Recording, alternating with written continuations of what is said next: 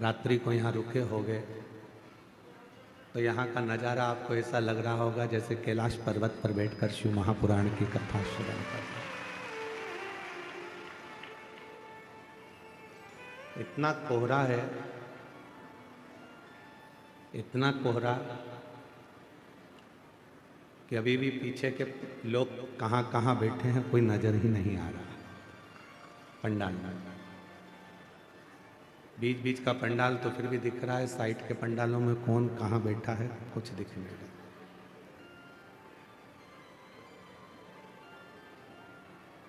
पर कितनी श्रद्धा है आपके अंदर और कितना विश्वास है। शायद तुम्हारे रिश्तेदार के घर में भी शादी होती तो तुम इतनी सुबह से नहीं आते।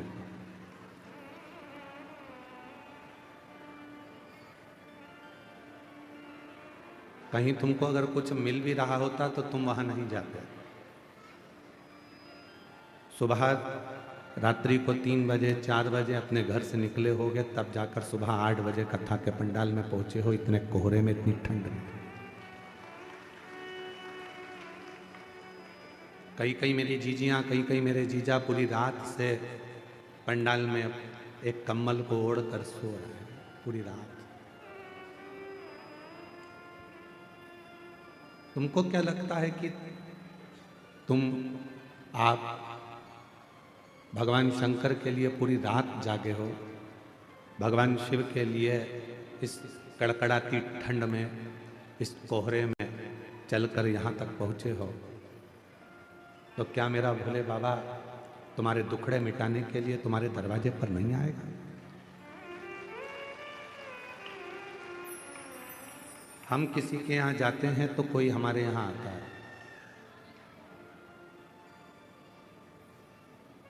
हम किसी को सम्मान देते हैं तो कोई हमको सम्मान देता है, हम किसी को अपशब्द करते हैं तो वो हमको अपशब्द कहता है, हम किसी से मीठा बोलते हैं तो वो भी हमसे मीठा बोलता है।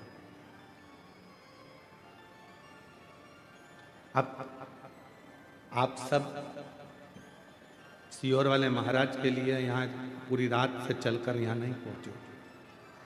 आप सीहोर वाले महाराज के लिए इतनी ठंड में, जिस ठंड में लोग अपनी रजाई नहीं छोड़ते, लोग अपना कमरा नहीं छोड़ते, अपना घर नहीं छोड़ते, ऐसी कड़कड़ाती हुई ठंड में और इस पूरे कच्चे गांव के जंगल वीरान में, पूरे आदिवासी वनवासी क्षेत्र में, इस क्षेत्र में इतनी कड़कती हुई ठंड में शायद कोई अपना घर नहीं छोड़ता, निकलता नहीं। पर हजारों लाखों की भीड़, सारे पंडाल फुल, और रात भर से आप बाबा का इंतजार कर रहे हो, तो मेरा भोलेनाथ आपकी झोली में खुशियां जरूर देगा।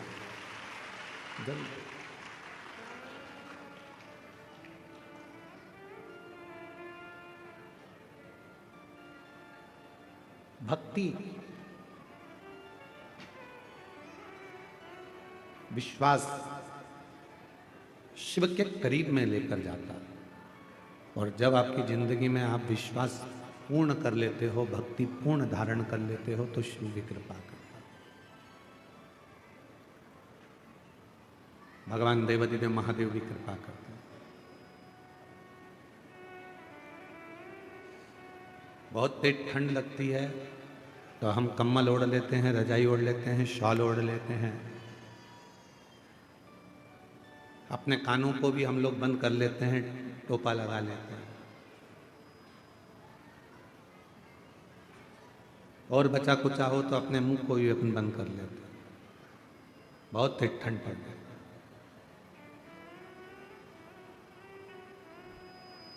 जैसे बहुत तेज हवा चलने पर, ठंड पड़ने पर शरीर को बचाया जाता है, कहीं ये ठंडी हवा हमारे अंदर प्रवेश ना करे, बीमार कर देगी, पलंग पर पटक देगी, उसी तरह संसार की बहुत सारी बातें हैं, कहीं आसक्ति, कहीं काम, कहीं लोभ, कहीं तृष्णा, कहीं वासना, ये बहुत सारी चीजें हैं जो हमको बीमार कर देती हैं, हमारे अंदर से हमको झंझोड़ देती हैं।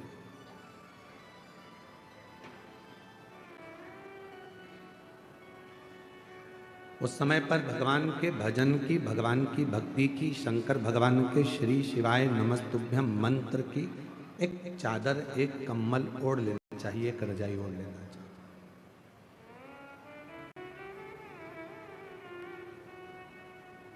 मेरी जीजियों,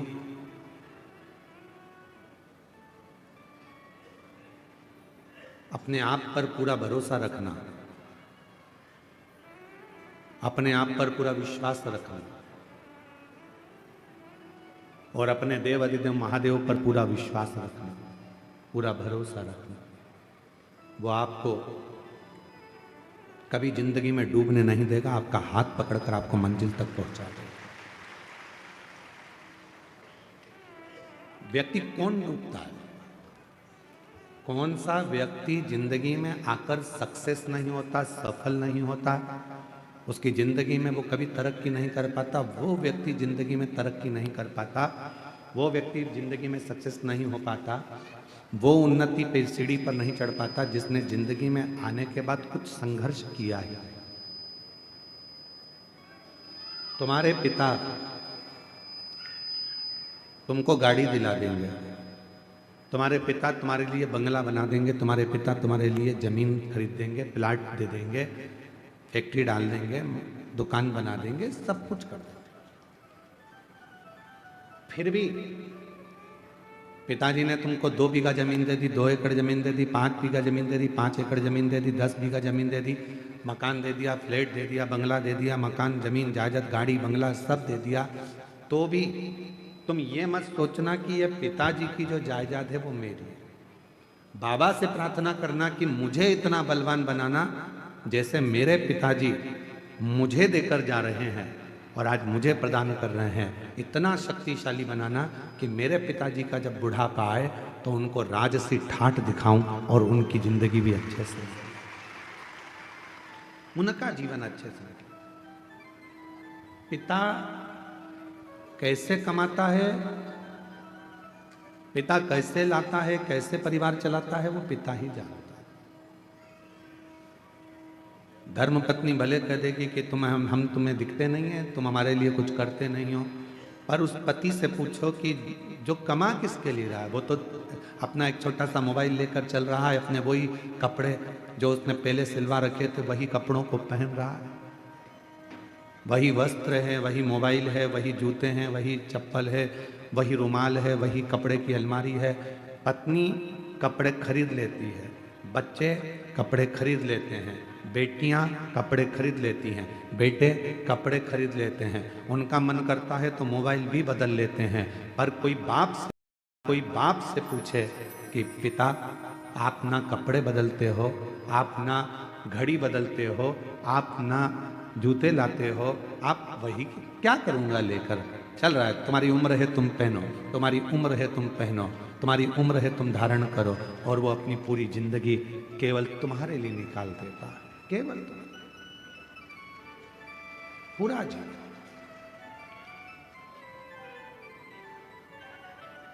अब अपना क्या फर्ज है, उसने अपने लिए पूरी जिंदगी निकाल दी, तो उनका जब बुढ़ापा है, उनकी जब वृद्ध अवस्था है, तो अपना फर्ज है कि उनका साथ देना, उनको दुनिया की सारी खुशियां ला कर दे देना। 20, 25, 50, 30, 40 साल जितने साल जिएंगे उतने साल उनकी जिंदगी में इतनी खुशियां दे दो कि वो भी परमात्मा से कहें कि संतान देना तो ऐसी देना और इसको खूब बरकत देना, खूब उन्नति, इनकी जिंदगी में खूब भंडार भर देना, इनको कोई दुख मत देना, इनको कोई तकलीफ मत देना, इनको कोई कष्ट नहीं देना।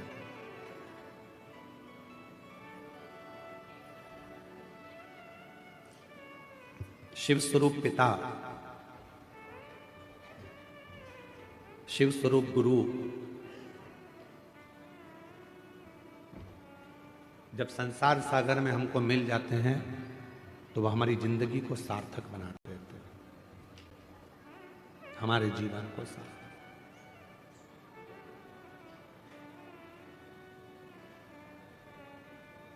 कभी कभी हमारे स्मरण में आता है कि शायद पिता दुनिया की सबसे बड़ी दौलत होती है,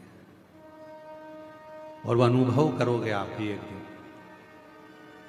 जब आप स्वयं पिता बनोगे तो अपने पिता को याद करोगे कि मेरे पिता दुनिया की सबसे बड़ी दौलत थी, दुनिया की सबसे बड़ी पूंजी थी। मेरा पिता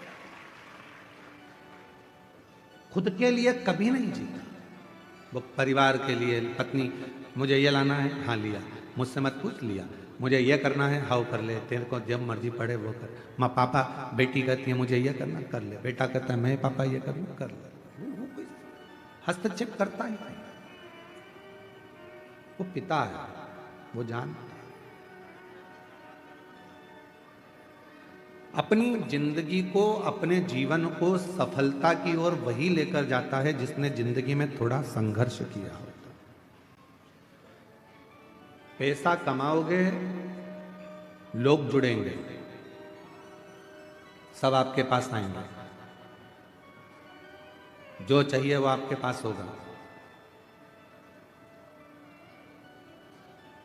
जो तुमको गाली देते थे वो भी पैसे के बल पर तुम्हारे पास आ जाएंगे। जब तुम्हारी सत्ता चलेगी, तुम्हारा वैभव चलेगा, सब तुमको प्रणाम भी करेंगे, नमन भी करेंगे, आदर भी करेंगे। तुम्हारे भीतर अहंकार मत करना कि मेरे पास इतना पैसा है, बिल्कुल नहीं। कुर्सी मिल जाए तो लोग तुमको आदर करेंगे, madam sir, sir madam, madam sir. इसके पहले की जिंदगी देखना, जब तुम्हारे पास कोई पद नहीं था, कुर्सी नहीं थी, प्रतिष्ठा नहीं थी, धन नहीं था, कोई नहीं पूछता था। कुर्सी मिलने के बाद तुम्हें पूछ रहे हैं, पद मिलने के बाद तुमको पूछ रहे हैं, पैसा मिलने के बाद तुम्हें पूछ रहे हैं, मतलब ये सम्मान तुम्हारा नहीं है, ये उस कुर्सी का सम्मान है, ये उस पद का सम्मान है, ये उस पैसे का सम्मान, तुम्हारा सम्मान नहीं है। राम सिंह ही है, कमलेश कमलेश ही है, बिमलेश बिमलेश ही है, रमा रमा ही है, वो अपनी जगह पर ही रहेगी। पर वो कुर्सी पर बैठ जाए तो वो कुर्सी का लोग सम्मान करते हैं। तो ये अपने अंदर पैसा आ गया तो ये मत सोचना कि हमारे पास में हम सब कुछ कहेंगे और हो जाएगा, ना ना। ये धन का सम्मान, ये पद का सम्मान, ये प्रतिष्ठा का सम्मान, उतरे फिर वही रहोगे। इसलिए अपने स्वभाव को, अपने नेचर को कभी मत बदलना। आज है, कल नहीं होगा, तो भी इन्हीं के साथ रहना है, इनसे ही बात करना है, इनसे ही। थोड़ा धन बढ़ा और सबने पूछना चालू कर दिया आपको, अरे काका जी और चाचा जी और नाना जी और फूफा जी और मामा जी और ये और वो, सब ने पूछा। और जब नहीं था कोई पूछने नहीं आता था, क्यों कितने का कर्जा हो गया, लाओ हमें बताओ, हम कर्जा चुका देंगे तुम्हारा। थोड़ा हमारे पास जमीन है, उसमें से आधा टुकड़ा जमीन का बेच देंगे, तुम हमारे रिश्तेदार हो, हम तुम्हारा कर्जा चुका देंगे। है कोई संसार में ऐसा जो रिश्तेदार का कर्जा अपनी जमीन बेचकर चुका देता हो? नहीं। फिर धीरे धीरे तुमने तो नहीं दिया, उसने मेहनत करी, संघर्ष करा, परिश्रम करा, फिर खड़ा हुआ और फिर आगे बढ़ा। अब जितने रिश्तेदार थे वो कहते हैं ये तो हमारा ही अपना वाला है, अपने ही परिचित है, अपना ही है। ये आपका सम्मान नहीं है, आपके धन का सम्मान। इसलिए अहंकार पैदा मत होने देना कि मेरा सम्मान इतना हो रहा है ना, तुम्हारा नहीं है, तुम्हारे धन का सम्मान है। गया फिर कोई नहीं पूछेगा। आप कोई ऊंचे पद पर बैठ जाओ, मालूम पड़े कोई बहुत बड़े मंत्री संतरी कलंतरी बन गए, कोई अधिकारी बन गए, कोई बहुत बड़ी कुर्सी तुमको मिल गई, कोई तुम कहीं के थानेदार बनकर बैठ गए, तुम कहीं के बहुत बड़े कलेक्टर और बहुत बड़े पदाधिकारी बनकर बैठ गए, तो ये मत सोचना कि तुम तो ना जाने बच्चे कुर्सी है तुम्हारे पास में तो पूछा जा रहा। जिस दिन रिटायर हो जाओगे उस दिन तुम्हारे घर के लोग ही तुमको नहीं पूछ पाएंगे, ये निश्चित था। कुर्सी का पद है, कुर्सी का सम्मान, सम्मान पद का होगा, तो फिर क्यों हम अभिमान में पड़े? क्यों? सियोर वाला महाराज सोचे कि ये जितने आ रहे हैं सब मेरे चक्कर में आ रहे हैं, तो सियोर वाला महाराज को ये सोचना नहीं चाहिए ये तुम्हारे चक्कर में नहीं, ये देव अधिदेव महादेव के चक्कर में आ रहे हैं, जिसकी आराधना और साधना में। कोई कथाकार सोचे कि मुझे इतने लोग सुनते हैं, कोई कथाकार सोचे कि मैं इनकी जिंदगी बदल देता हूं, तुम नहीं बदलते, वो तो महादेव कृपा करते हैं तो लोगों की जिंदगी बदलती है, तुम तो खुद की नहीं बदल पाते। कोई महाराज सोचे कि मैं इसकी जिंदगी बदल दूंगा, महाराज खुद अपनी जिंदगी नहीं बदल पाता तो दूसरे की क्या खाक बदले। कभी यह विचार मत करना कि मैं कुछ कर रहा हूं, भोले आपकी कृपा से सब काम हो रहा, शंभु आपकी कृपा से सब कल जितेंद्र जी के, जयसवाल जी के बड़े बेटे प्रियांशु जी बोल रहे थे कि गुरुजी पापा को बहुत चिंता थी इस कथा की, समय कम था, 5 दिन में तैयारी करना था। जितेंद्र जी कितने दिन की तैयारी? 5-6 दिन की तैयारी थी, 5 दिन में तैयारी करना थी। और कैसे होगा? प्रियांशु बता रहे थे आपके सुपुत्र कल की पापा को रात को 1-1, 2-2 बजे तक नींद नहीं आती थी, पूरी नींद उड़ गई थी। कहाँ? जिस दिन तक आप नहीं आए गुरुजी, उस दिन तक पापा को चिंता रही, और जैसे ही आप आए उसके बाद पापा ने सब भोलेनाथ पर छोड़ दिया। तो हम कहें जितेंद्र जी आपको साधुता की, आपके भीतर ये जरूर है कि आपने शिव पर आश्रित हो गए, शिव पर आश्रित। आज पूरे क्षेत्र में, कांकेर क्षेत्र में जितने भी जायसवाल परिवार होंगे अपने आप को आज गौरवान्वित महसूस कर रहे होंगे कि हमारे कम से कम आज कुल में, परिवार में किसी ने शिव महापुराण की कथा करवा कर अपने जीवन को और हमारे कुल को सार्थक कर दिया, साधु कर दिया। कब तक टेंशन है? जब तक हमने अपने ऊपर जवाबदारी ली। आपसे एक बात पूछें, जरा उत्तर दीजिएगा। फैक्ट्री में टेंशन नौकर को रहता है कि सेठ को रहता है? जम के बोलो, सेठ को। दुकान में टेंशन सेठ जी को रहेगा कि नौकर को रहेगा? सेठ जी। तुम्हारा बिजली का बिल जमा हुआ कि नहीं हुआ, नौकर को कोई मतलब नहीं है। तुम्हारे घर में क्या बन रहा है, नौकर को कोई मतलब नहीं है। तुम्हारी कमाई हो रही कि नहीं हो रही, नौकर को कोई मतलब नहीं है, सेवक को कोई मतलब नहीं है। तुम कितने पैसे कमा रहे, नौकर को कोई मतलब नहीं है। उसको तो केवल एक चीज से मतलब है कि 1 तारीख को मुझे जो तनख्वाह मिलती है 8,000, 10,000, 15,000, वो मुझे मिल रही है कि नहीं मिल रही, वो मुझे प्राप्त हो रही है।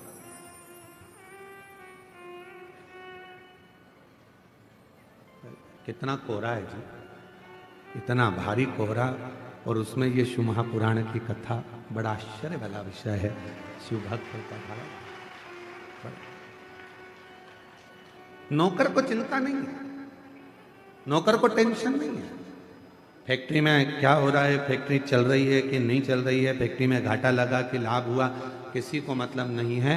बस उसको तो अपनी तनख्वाह से मतलब होता है। पूरी जवाबदारी सेठ की होती है, पूरी जवाबदारी। इसलिए निवेदन है आप सबसे, जिंदगी में कभी आप सेठ बनने का प्रयास मत करना। सेठ बनोगे तो टेंशन आएगा। आप तो कोई भी पूछे सेठ जी बोले तो कह देना मैं सेठ नहीं, सेठ तो मेरा भोलेनाथ और सांवरिया सेठ है, मैं तो उसका सेवक हूं। सेठ एक ही है, और वो मेरा कुबेरेश्वर महादेव, मेरा कुबेर भंडारी, मेरा भोले बाबा, मेरा त्रिकालदर्शी, हम तो उसके नौकर हैं। हमारा घर भी वही चलाता है, परिवार भी वही चलाता है, कुटुंब रिश्ते सब वो निभाता है, हम तो उसकी तनख्वाह पाते हैं, तनख्वाह लेते हैं।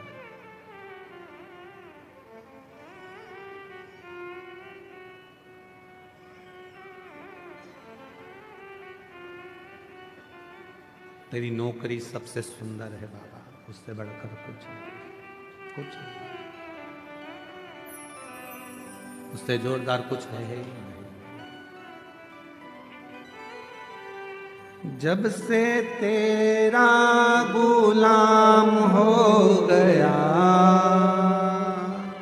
तब से मेरा भी नाम हो गया।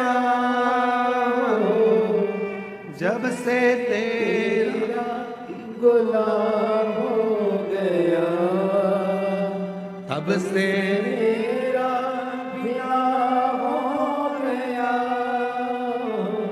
वरना ओ का क्या थी मेरी,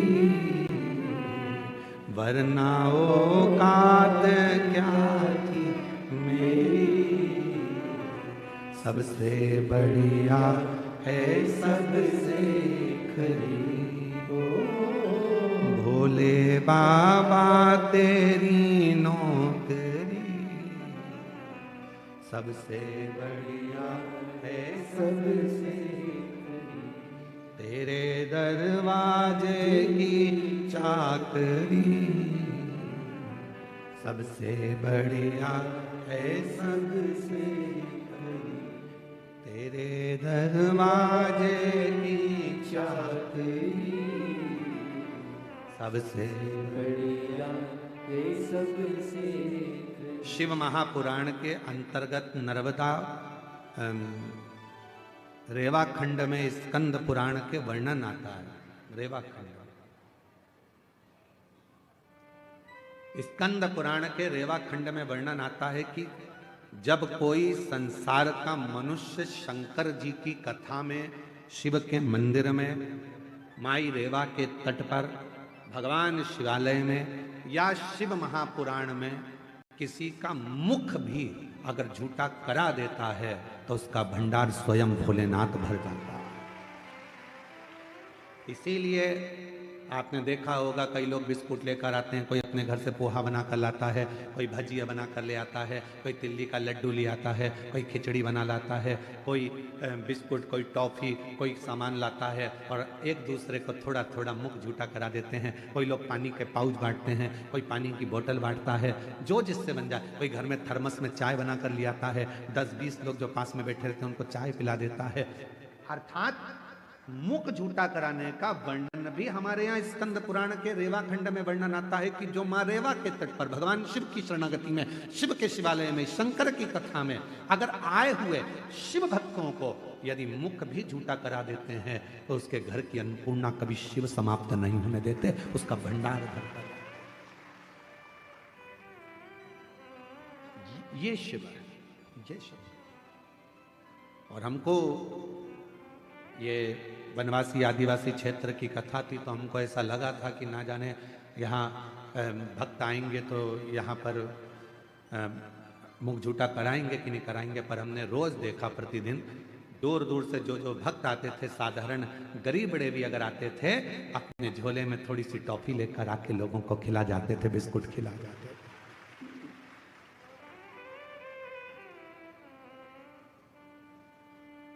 यदि परमात्मा आपको सामर्थ्यवान बनाए, जितेंद्र जी आपके लिए एक पत्र आया था, कल हम पढ़ नहीं पाए। उस पत्र में लिखा था कि हम सत्तूर कथा में गए पर जो भोजन व्यवस्था यहाँ कच्चे गांव में मिली, ऐसी भोजन व्यवस्था कहीं नहीं मिली। एक बार जजमान परिवार के लिए जोरदार ताली बजाइए। साधुता है आपको, बहुत साधुता है। इतनी अच्छी व्यवस्थाएं जो दी गई, साधुता आपके हृदय को, आपके भाव को कि शिव के प्रति आपका इतना समर्पण। जब से तेरा गुलाम हो गया, तब से मेरा भी नाम हो गया। जब से तेरा गुलाम हो गया, तब से मेरा भी नाम हो गया। वरना औकात क्या थी मेरी, वरना औकात क्या थी मेरी। सबसे बढ़िया सबसे भोले बाबा तेरी नौकरी।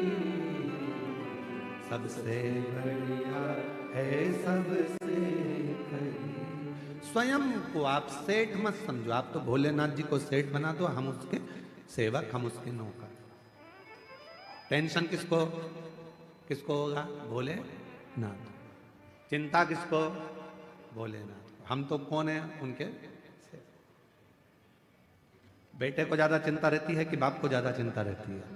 बाप को ज्यादा चिंता रहती है। क्या होगा इनका, बहुत सीधे हैं, सरल हैं, बीमारी का ठिकाना नहीं आज के जमाने में, कब किसको जाना पड़ जाए, मृत्यु का भरोसा नहीं है। पहले तो गारंटी भी थी कि 100 साल जी जाओगे, आज के जमाने में तो ये भी पक्का नहीं है कि कितने में निपट जाओगे। कब तुम्हारी फाइल निपट के जमा हो जाएगी किसको मालूम है, किसी को नहीं मालूम।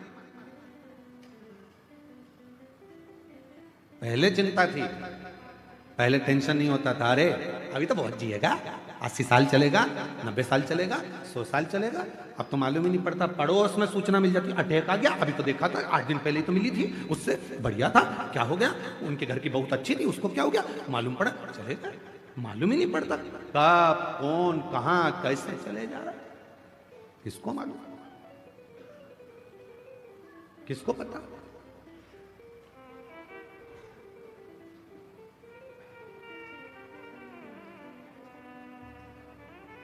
सुबह उठा करो ना रोज सुबह सुबह, सबसे पहले उठते से ही, सबसे पहले उठते से ही जैसे तुम्हारे नेत्र खुले सो के उठो, वैसे ही भले पलंग पर पड़ी पड़ी आंख खुलते से भगवान को धन्यवाद देना, आज फिर जिंदा उठा दिया, आज फिर जिंदा उठा दिया। मालूम पड़े रात को सो रही थी और निपट गई तो किसको मालूम, किसको पता, आज फिर जिंदा उठा दिया। बहुत धन्यवाद भोलेनाथ, एक दिन और दिया, आज और खुशी से जीऊंगी, खूब मेहनत करूंगी, संघर्ष करूंगी, परिश्रम करूंगी और उन्नति की सीढ़ी पर चढ़ते रहूंगी। पर कल भी ऐसी कृपा करना, नहीं तो मालूम पड़े निपटा दे, टेंशन मत देना। रोज उठो, रोज धन्यवाद दो, तेरी बड़ी करुणा, तेरी सुबह पहले रात को सो तो जम के बोलकर सो, पास में पति है, पत्नी है, बच्चे हैं, जो भी हैं परिवार में, सोने से पहले एक बार सबसे कहो श्री शिवाय नमस्तुभ्यम। उठो तो धन्यवाद दो, आज फिर उठ गई हूं तेरी कृपा से, तेरी करुणा से, बड़ी करुणा।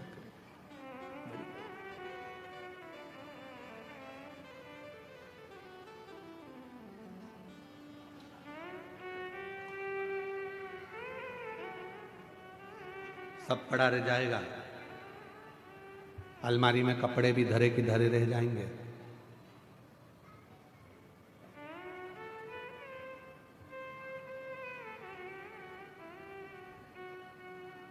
कई लोग तो हमसे भी कहते हैं, सियोर वाले महाराज तुम इतना सोना वोना पहन के कथा बाजते हो। जजमान दिए हैं, भोलेनाथ की कृपा है, शिव की करुणा है, जोड़ जोड़ के तिजोरी में धर जाएंगे, बाद में औलाद पहनेगी, अपन ऊपर से ताकेंगे, हमारी चेन तुम पहन रहे हो, हम तो पहन ही नहीं पाए। अलमारी में जितने कपड़े रखे हैं निकालो, पहनो, कल का बिल्कुल भरोसा नहीं है कि पहन पाओ कि नहीं पहन पाओ। अचार है बरनी में तो खा लो, धरा की धरा रह जाएगा, पापड़ अच्छे सेक सेक के खाओ, मक्का की रोटी, ज्वार की रोटी, बाजरा की रोटी, ठंड चल रही है, बेहतरीन गुड़ में मिला मिला के खाओ। कल का कोई ठिकाना नहीं जिंदगी में, कब किसको जाना पड़ जाए और मालूम पड़े अचार की बरनी धरी की धरी रह जाए, फिर 13 दिन मेहमान खाए, अपन ऊपर से देखें हमारा अचार तुम खा गए, हमारा अचार।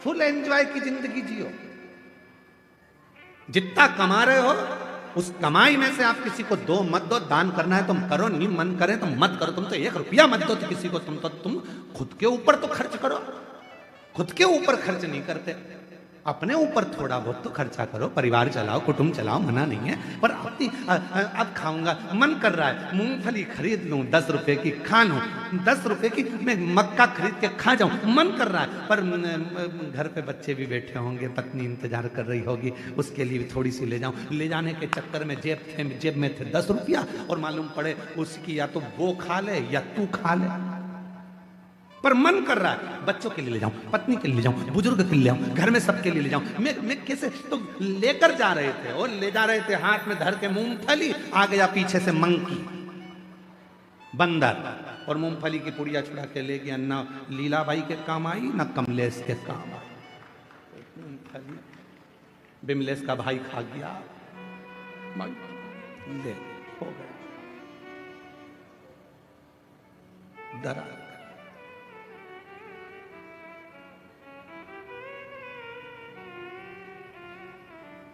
उस समय पर कोई नहीं आएगा, कोई भी नहीं, सारा घर परिवार सब धरा। एक बात और सुनो, बहुत अच्छी सुंदर बात है। देखो, जिस स्कूल में तुम पढ़ाई कर रहे हो उस स्कूल की बस बच्चों को लेने आती है। सही है कि गलत है? अरे बोलो तो जम के। तुम्हारे यहाँ है ऐसा है कि नहीं है? कांकेर जिला में जो स्कूल में पढ़ाई करते हो उस स्कूल की बस लेने आती है, टीचर को भी लेकर जाती है और स्टूडेंट को भी लेकर जाती है, बच्चों को। जिस कॉलेज में पढ़ाई कर रहे हो उस कॉलेज की बस लेने आती है। जिस फैक्ट्री में नौकरी कर रहे हो उस फैक्ट्री की बस लेने आती है। तुम बहुत बड़े ओहदे पर जज बन गए, अच्छी कुर्सी पर बैठ गए, तो सरकार की गाड़ी तुमको लेने आती है। तुम बड़े अधिकारी बन गए तो सरकार की गाड़ी तुम्हें लेने आएगी, छोड़ने जाएगी। बोलो सही है कि गलत है? बोलो तो सही है ना? ज्यादा तेज ठंड तो नहीं लग रही है? हाँ तो फिर बोलते जाओ, सही है? हाँ, स्कूल की बस स्कूल के बच्चों को लेने आ रही है, कॉलेज की बस कॉलेज के बच्चों को लेने के लिए आ रही है, प्राइवेट कंपनी की बस प्राइवेट कंपनी के लोगों को लेने आ रही है, और सरकार की बस सरकारी कर्मचारी को लेने के लिए आ रही है। अब वो तुम वहां नौकरी कर रहे हो इसलिए वो तुम्हें लेने आ रही है, वो तुम वहां पढ़ाई कर रहे हो इसलिए तुम्हें लेने आ रही है। दूसरे स्कूल के बच्चे को थोड़ी ना बिठा के ले जाएगी, दूसरे कर्मचारी को थोड़ी ना बिठा के ले जाएगी। उसी तरह जिस कंपनी में काम कर रहे हो उस कंपनी की बस तुम्हें लेने के लिए आती है। अब आज से एक बात याद कर लेना, अपन सब शंकर जी की कंपनी में काम कर रहे हैं, इसलिए आखिरी में शंकर की कंपनी की बस लेने के लिए कोई दूसरी बस अपने को लेने नहीं आएगी। नंदी पर भोलेनाथ होंगे और कहेंगे आओ बैठो साथ चलो, प्राण छूट चुके हैं, मैं तुम्हें नरक नहीं भुगताऊंगा। कंपनी की बस आई है, आराम से एसी कूलिंग कर कर लेकर जाऊंगा, आराम से चलना, मैं तुम्हें कैलाश लेकर जाऊंगा और वो कंपनी लेकर जाएगा। अंत समय प्रभु आना पड़ेगा, वचन दिया तो निभाना पड़ेगा। अंत समय प्रभु आना पड़ेगा, वचन दिया तो निभाना पड़ेगा। आए ना आए प्रभु कुटुंब कबीरा, अंत समय प्रभु आना पड़ेगा, वचन दिया तो निभाना पड़ेगा। अंत समय में तुझे आना है, वचन दिया था। शिव पुराण में बैठकर कहा था, सियोर वाले महाराज ने बोला था, हम नहीं मानते कि सियोर वाला महाराज कथा करता है, हम तो ये मानते हैं कि हमारा विश्वनाथ कथा करता है। तो हमने तो उनकी वाणी को शिव की वाणी मानी और वचन दिया था कि तुम घबराना नहीं, आखिरी में उसकी गाड़ी लेने के लिए आएगी। तो मुझे यमराज लेने नहीं आना चाहिए, मुझे यम के दूत नहीं आना चाहिए। अंत समय में आए तो तू आ।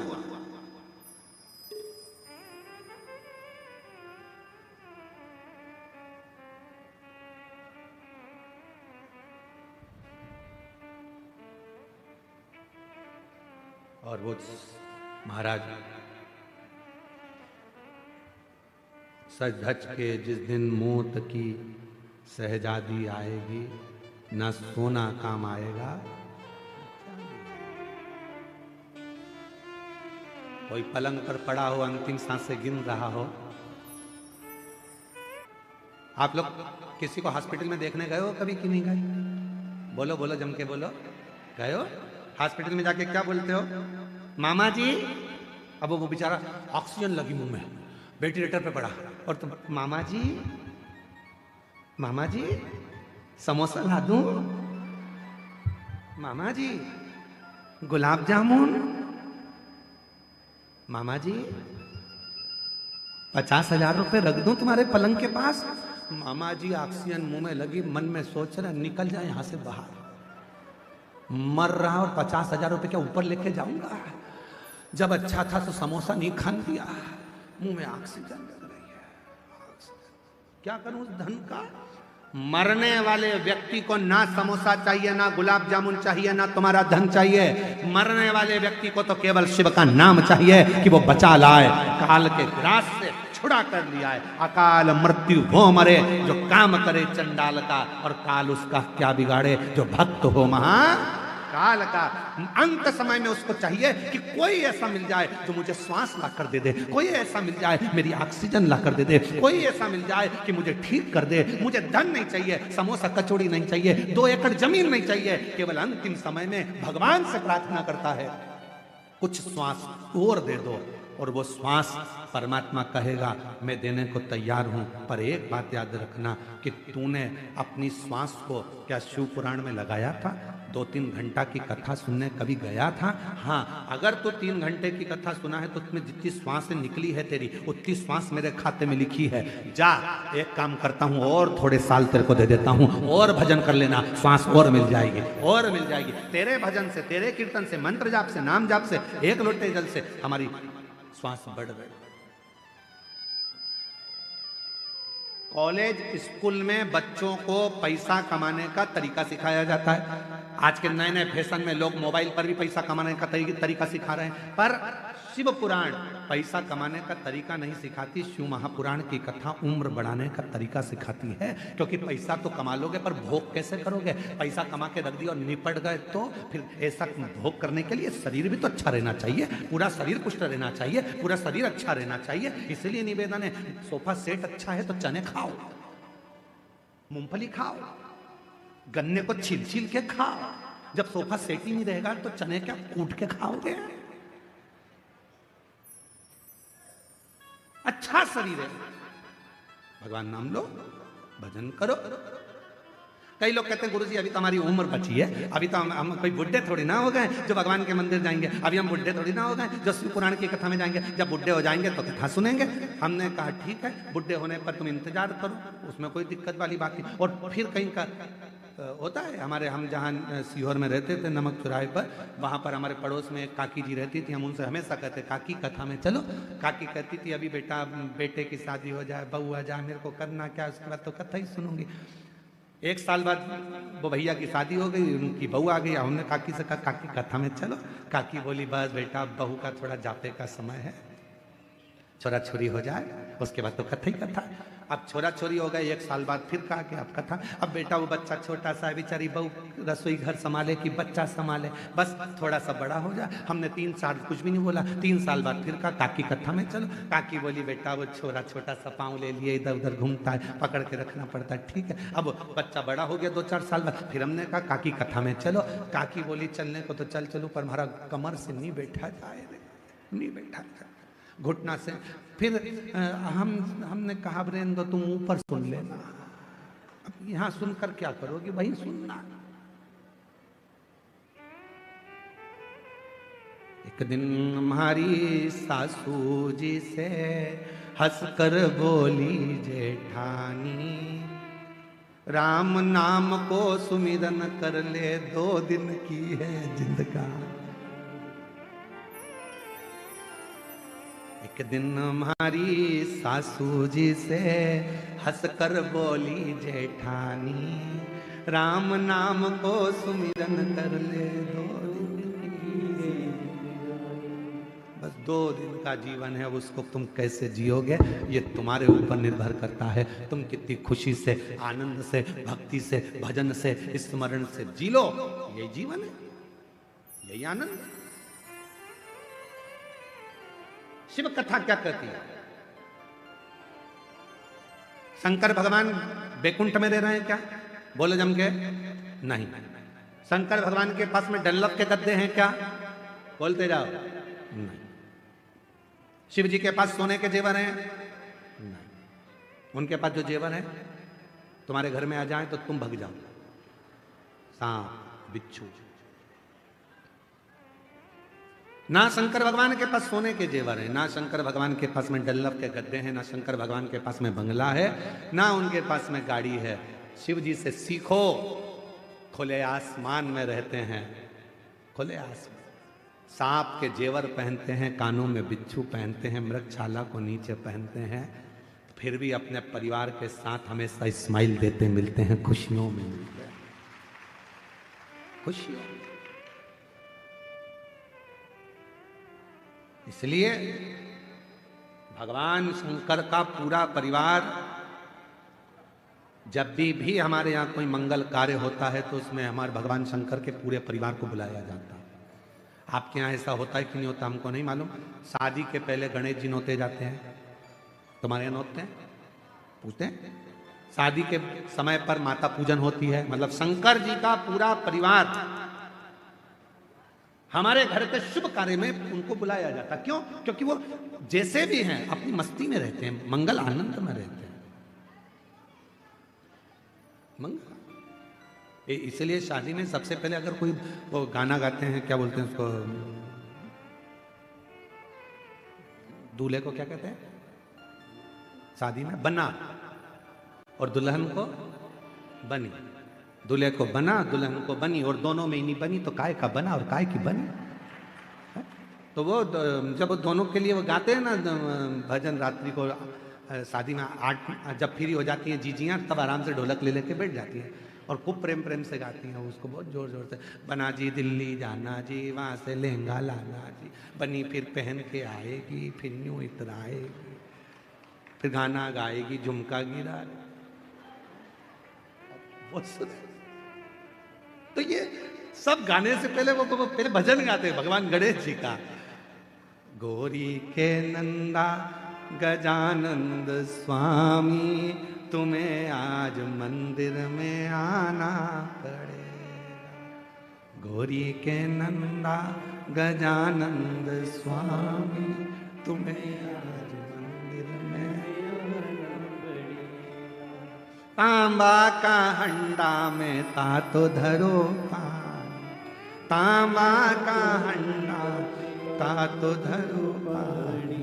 गौरी के नंदा गजानंद स्वामी, तुम्हें आज मंदिर में नहाना पड़ेगा। गौरी के नंदा गजानंद स्वामी, तुम्हें आज मंदिर में नहाना। सोने की थाली में भोजन परोसा, सोने की थाली में भोजन परोसा।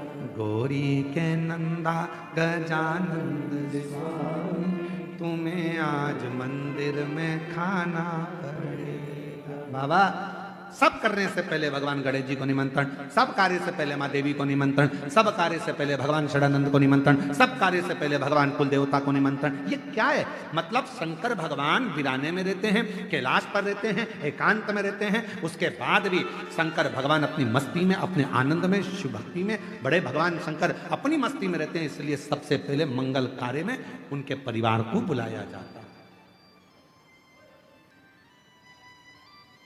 आप में से कितने लोग हैं जिनके यहां पर शादी होती है तो भगवान लक्ष्मी और नारायण की पूजन होती है? ना, एक की पूजन होती है सत्यनारायण भगवान की, कि दूल्हा दुल्हन सावधान। पत्नी से निवेदन है, पति से झूठ मत बोलना, और पति से निवेदन है इसको सब सत्य बताना। पर सही मायने में तो अगर दोनों सत्य बता दे तो 2 दिन में तलाक हो जाए। सत्यनारायण की कथा हो रही है, तुम इसको छुपाना नहीं और तुम इसको बता रहे। सत्य बोल दे, कभी बात करो। एक पत्नी तैयार होके बढ़िया साड़ी वाड़ी पहन के जोरदार तैयार होके पति के सामने आ गई और पति से पूछी मैं कैसी लग रही है? पति बोला नहीं बोलूंगा, बोलूंगा तो तू लड़ लेगी। अरे बोला तो सही मैं कैसी लग रही हूँ? पति नहीं बोला, बेचारा चुप रहा, नहीं बोला। पत्नी ने हाथ पकड़ लिया, मैं तुमसे पूछ रही मैं कैसी लग रही हूँ? पति बोला ऐसी लग रही जैसे हरी घास में भैंस चल रही।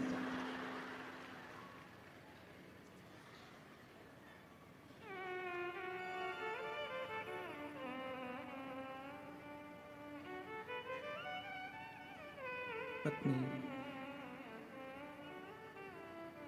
कुछ नहीं बोली। शाम को पति जब ऑफिस से आया, करेले की सब्जी बना दी, खा। करेले की सब्जी सत्य होती है। शादी ब्याहों में लक्ष्मी नारायण भगवान का पूजन नहीं, सत्यनारायण भगवान का पूजन होता है। शादी ब्याहों में भगवान गणेश जी का पूजन होता है। माँ अम्बा जगदम्बा जगतधात्री दुर्गा भवानी की माता पूजन होती है। भगवान शिव की आराधना कुल देवता के रूप में, पितृदेवता के रूप में होती है, शिव की आराधना। पर मंगल कार्य में भगवान शिव के पूरे परिवार को बुलाया जाता है। क्यों? क्योंकि वो जहां रहते हैं वो शांति और सुकून से रहते हैं, उनको बहुत ज्यादा से मतलब ही नहीं, वो अपनी मस्ती में जिंदगी, अपनी मस्ती। शिव कथा करें, पैसा कमाओगे, लोग जुड़ेंगे, परिवार के लोग आएंगे, तुम्हारे पास में खड़े हो जाएंगे, धन देखकर कोई भी आ सकता है। पर याद रखना, पैसा से परमात्मा नहीं आता। परमात्मा को पाने के लिए तो उसका भजन करना पड़ता है, उस पर विश्वास करना पड़ता है, तो वो मिले। मेरी किस्मत का जब गुल खिला, तब जा कर के ये दर मिला। मेरी किस्मत का जब गुल खिला, तब जा कर के ये दर मिला।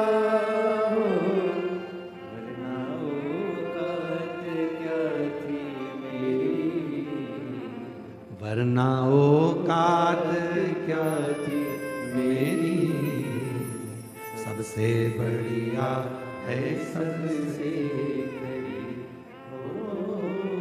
भोले बाबा तेरी तो मेरी, सबसे बढ़िया है सबसे करीब, तेरे दरवाजे की चाबी सबसे बढ़िया है सबसे। जब हम उसके दरवाजे की चाकरी करते हैं, सेवा करते हैं, नौकरी करते हैं, उसके दरवाजे पर जाकर रोज जल चढ़ाने जाते हैं, रोज एक लोटा जल चढ़ाने जाते हैं, लोग पूछें आपसे कि एक लोटा जल चढ़ाने से क्या मिलेगा, कहना तनख्वाह मिलेगी। कौन सी तनख्वाह? तो कहना वो अंत समय में काम आएगी, आखिरी में वही तनख्वाह काम आएगी जो हमने एक लोटा जल चढ़ाया है, उसी ने हमारी समस्या का निवारण करा है, उसी ने हमारी समस्या को दूर किया है। एक कथा सुनने के लिए पति पत्नी बेटी सब गए और गुड़ियारी की कथा में शराब का त्याग कर दिया। उस दिन से आज तक शराब को हाथ नहीं लगाया। एक बार जोरदार ताली। शिव कथा कर रही है, भगवान शंकर का चरित्र कर रहा, शिव महापुराण की कथा कर रही है।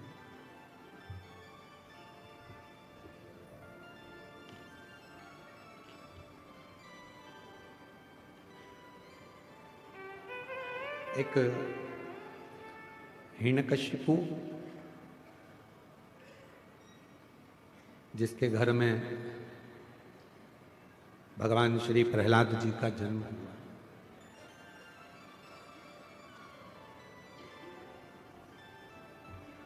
जिन्होंने भगवान की अविरल भक्ति को धारण किया, भगवान की अविरल भक्ति को धारण किया शिव कृपा से। देखो, शिव महापुराण की कथा कहती है कि जन्म ले लेना संसार सागर में या मनुष्य की देह धारण कर लेना एक अलग विषय, पर मनुष्य की देह धारण करने के बाद भगवत नाम ले लेना या भगवान का भजन कर लेना ये एक अलग विषय।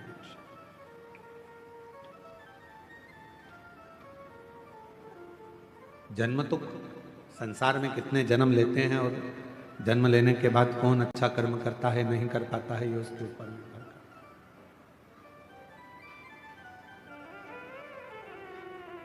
तुम्हारे मरने के बाद लोग तुम्हारा पुतला बनाए ना बनाए, मरने के बाद लोग तुम्हारे को चौराहे पर पुतला बनाकर पूजें ना पूजें, पर इतना जरूर याद रखना कि अपने जीते जी लोगों के दिल में परमात्मा के प्रति, सत्य भाव के प्रति और सनातन के प्रति इतनी विश्वास उत्पन्न कर देना कि उनके दिल में तुम्हारा पुतला निर्मित हो जाए, उनके हृदय में।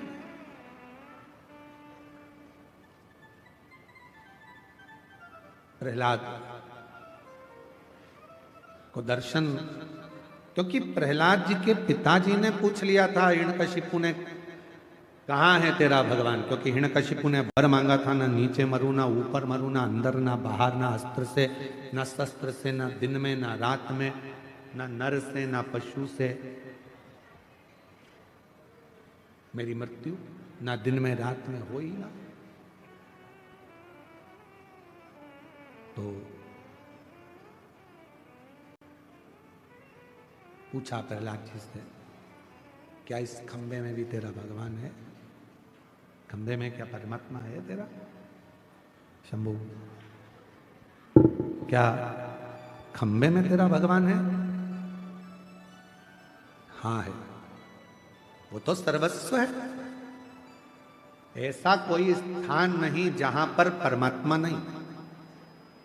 पशु में, पक्षी में, जानवर में, जलचर में, थलचर में, वायु में, आकाश में, वृक्ष में, लता में, पत्तों में, डाली में, आप में, हम में, संसार के प्रत्येक जीव में परमात्मा का निवास है,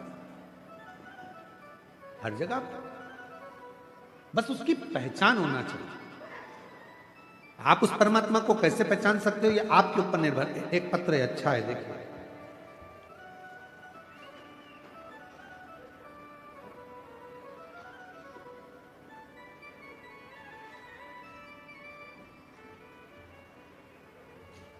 सुहावन साहू, पति श्री दयानंद साहू, मैं ग्राम बिटाल पोस्ट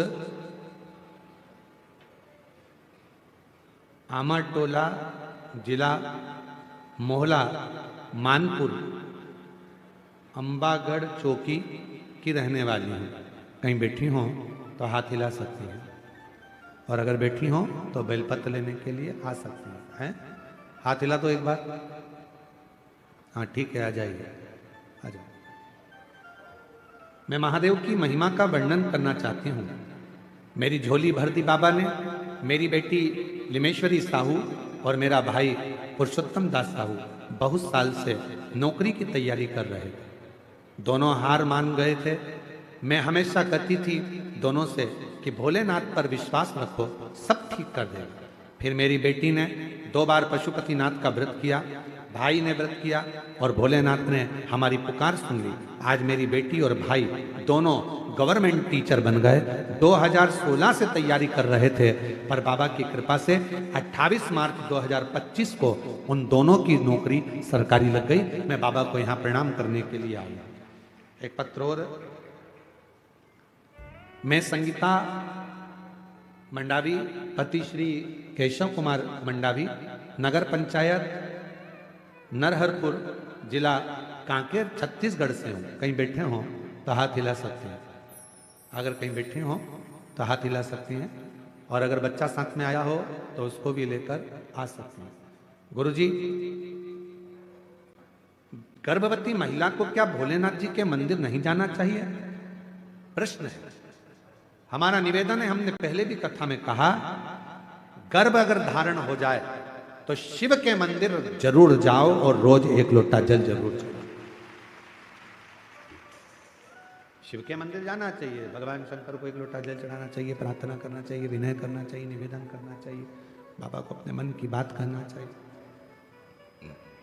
जरूर जाओ। ये स्पीकर नहीं चल रहा है क्या? स्पीकर। गुरुजी, मेरी शादी को 11 साल हो गए थे, पर गर्भ नहीं ठहरा था। 11 साल से मैं मां नहीं बन पाई, मेरे घर में बच्चा नहीं आया। हम लोग बड़े दुखी थे। तब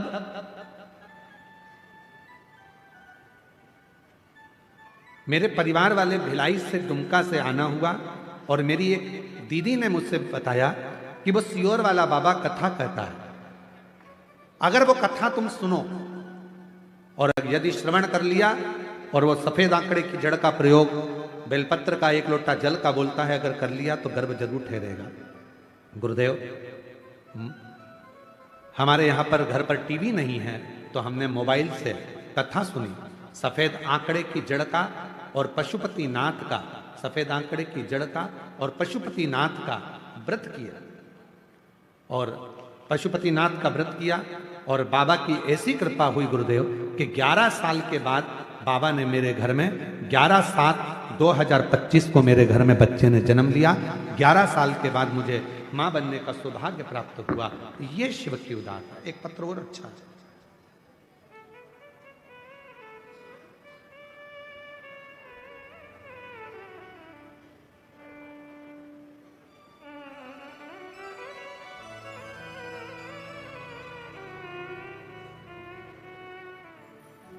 गुरुदेव,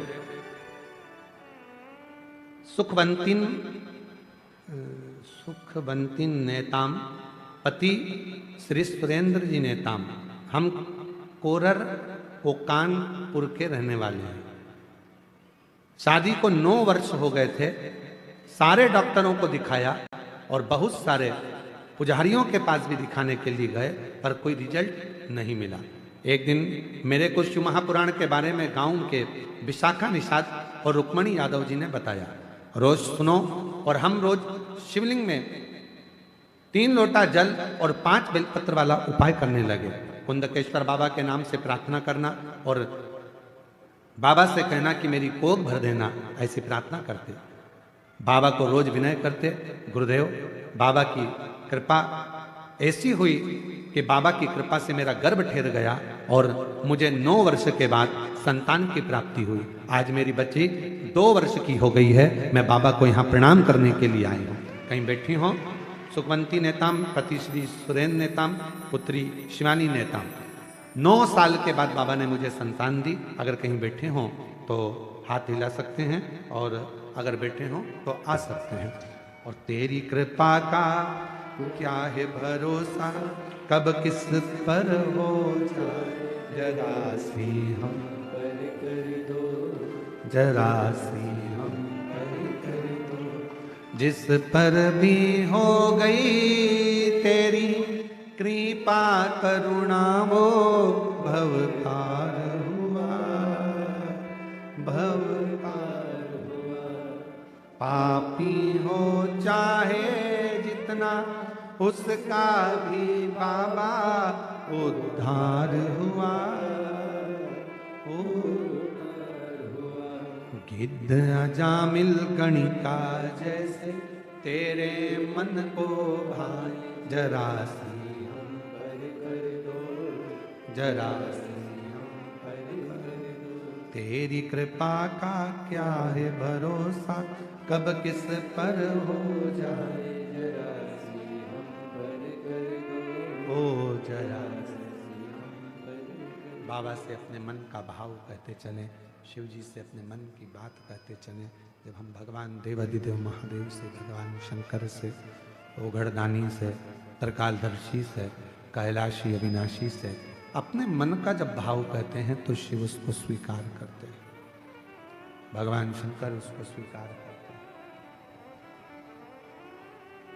शिव कथा कर रही है, भगवान शंकर का संवाद कर रहा है, शिव महापुराण की कथा वर्णन कर रही है। हिरण्यकशिपु ने वर मांग लिया, ना नीचे मरूं ना ऊपर, ना अंदर ना बाहर, ना अस्त्र से ना शस्त्र से, ना दिन में ना रात में, ना पशु से ना पक्षी से, मेरे प्राण ना छूटे। प्रहलाद से कहा, क्या इस खंबे में तेरा भगवान है? हाँ, लग जा गले खंबे से। धधकता हुआ अग्नि का खंबा था। सब चिल्लाकर कह रहे हैं, प्रहलाद 4 दिन से आगी में यह खंबा तप रहा है, इसको छूना मती, जल जाओ। प्रहलाद ने देखा कि मेरे पिता ने कहा है, क्या इसमें भगवान है? और मैंने तो मेरे गुरु के मुख से सुना था कि सब में परमात्मा, सब में भगवान, तो इसमें भी परमात्मा। और प्रहलाद ने जैसे ही खंबे को अपने गले से लगाया, वो अग्नि का धधकता हुआ खंबा टूट कर नीचे गिर गया और नरसिंह भगवान उसमें से प्रकट हो गए। नरसिंह, खंबा टूटकर नीचे गिरा और नरसिंह भगवान उसमें से प्रकट हुए। दौड़े नरसिंह भगवान ने हिरण्यकशिपु को पकड़ा, सिंहासन पर ले गए भगवान नरसिंह बैठकर हिरण्यकशिपु को जंघा पर सुला लिए, क्योंकि इसने वर मांगा था ना नीचे मरू ना ऊपर, जंघा पर मारा, ना अंदर ना बाहर तो देहली पर मारा, ना अस्त्र से ना शस्त्र से तो नख से फाड़ा, ना दिन में ना रात में तो शाम के समय पर, न नर से ना पशु से, नरसिंह बनकर आए, ना ही 12 महीने में मरे, इसलिए एक अधिक कर कर अधिक मास में आए हैं और हिरण्यकशिपु को फाड़ दिया, हाथों को निकाल कर अपने गले में माला की तरह धारण कर लिया। माला,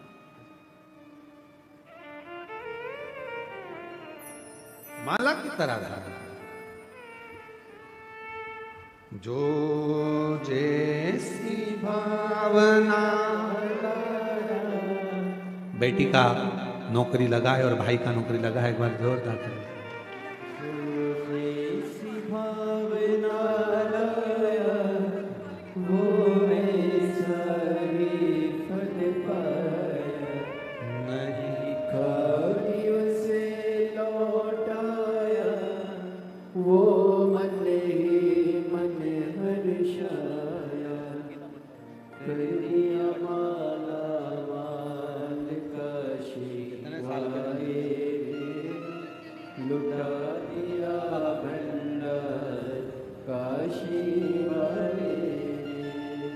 लुटा दिया भंडार काशी वाले, कर दिया माला काशी वाले।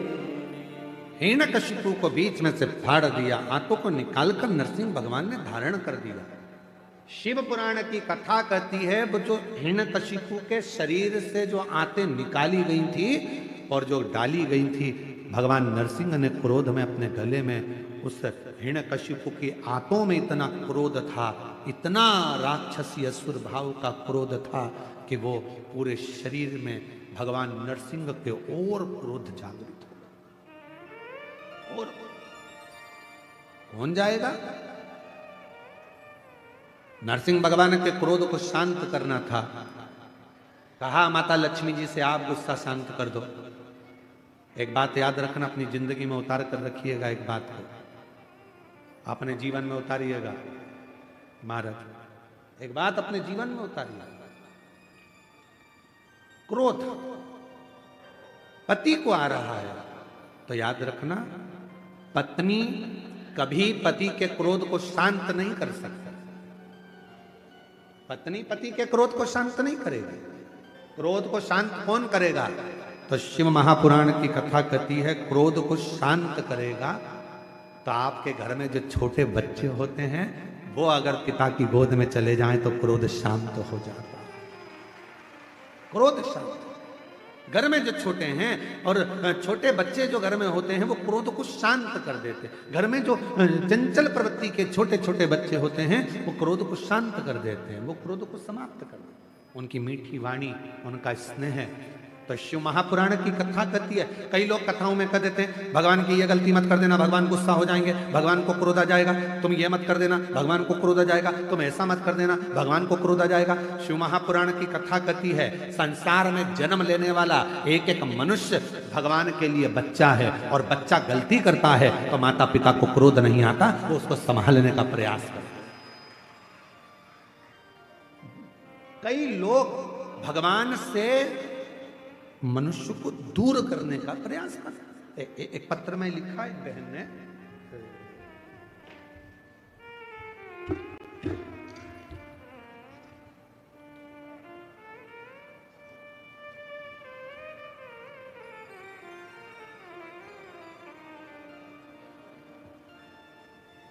मेरा नाम राधा मरकाम, मेरे पति का नाम साधु राम मरकाम, ग्राम कोड़े जुगा, पोस्ट कोकपुर, जिला कांकेर की रहने वाली हूँ। गुरुदेव,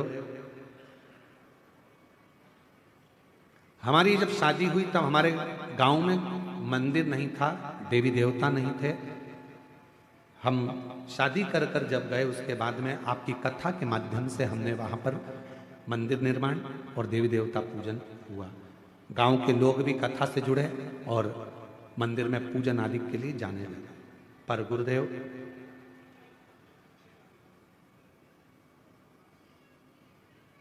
अभी ना जाने कहां से धर्म परिवर्तन कराने वाले लोग आ गए और फिर से देवी देवताओं को नहीं मानने को कहा। अब पूरा गांव फिर देवी देवता को नहीं मानता। बड़ी चिंता लगी कि पूरे गांव के लोग ही देवी देवता को बंद कर दिए मानना। जब बूढ़ा देव महादेव है, स्वयं आप बूढ़ा देव की पूजन करते हो, तो भगवान को मानने में दिक्कत क्या? मानो।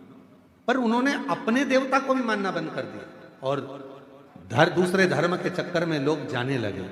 पर अब जब से शिव महापुराण की कथा लोग टीवी पर सुन रहे हैं, मोबाइल पर सुन रहे हैं, अब वापिस हमारे गांव में लोग भगवान को एक लोटा जल चढ़ाना प्रारंभ कर दिए हैं। हम बाबा को यहाँ प्रणाम कर रहे हैं। कहीं बैठी हो तो आ सकती हैं एक बेलपत्र लेने के लिए, पहुंच सकती। शिव तत्व लगे लोग तुम्हारे पीछे लगे रहेंगे। मंदिर मत जाओ, क्या करोगे मंदिर जाकर? दुनिया के लोग, कई लोग कहते हैं शंकर भगवान क्रोध के देवता हैं, भगवान शंकर रुद्र देव हैं। भगवान शंकर को गुस्सा बहुत आता है, क्रोध बहुत आता है। भगवान शंकर को क्रोध बहुत आता है, रुद्र हैं। भगवान शंकर को क्रोध बहुत आता है। मेरा निवेदन है मेरी जीजियों, वो पिता है, जगत का पिता, और हम उसकी औलाद हैं, हम उसकी संतान हैं।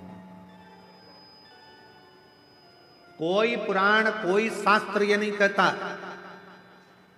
कि भगवान देवाधिदेव महादेव आपको दंड देंगे। मेरे शंकर भगवान का तो कोई विद्रोही है ही नहीं। जितने असुर थे, जितने राक्षस थे, सब शिव जी की पूजन करते थे, सब शंकर की आराधना करते थे, सब शिव जी की साधना करते थे। मेरे शिव जी का कोई विद्रोही नहीं, मेरे शंकर भगवान का कोई द्रोह नहीं।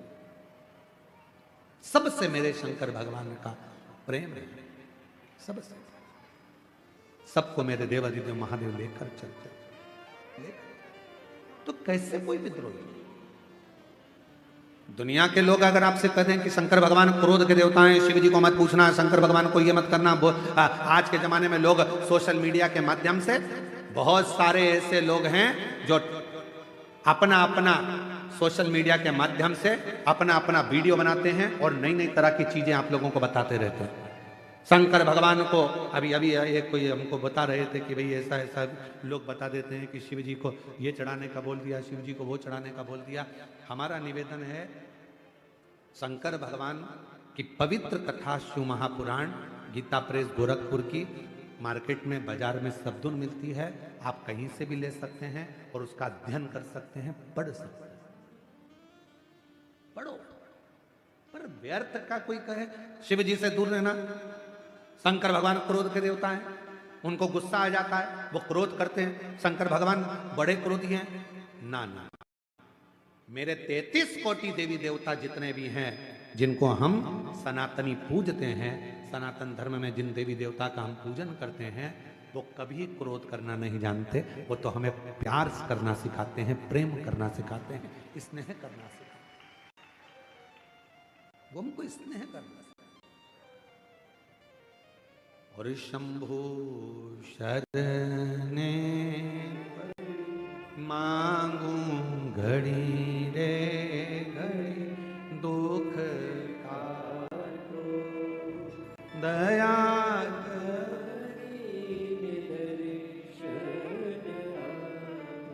ओ शंभु मांगू दुख काटो दया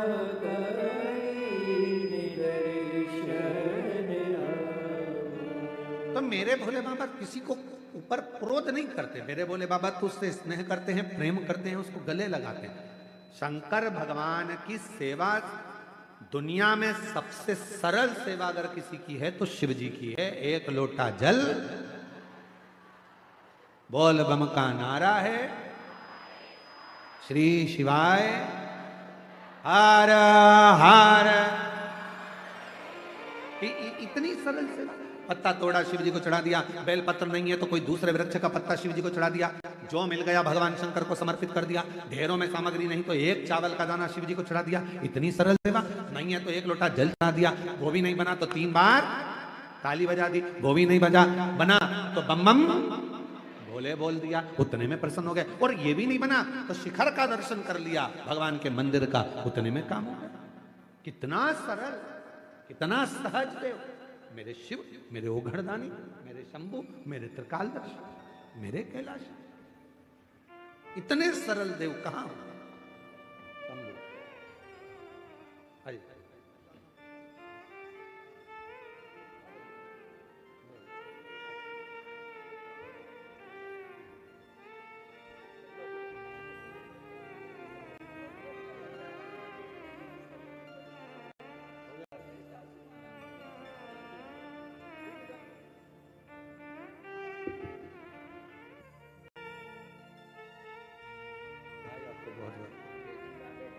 दोनों की बधाई आपको, बच्चों के अच्छे कॉलेज एडमिशन के लिए।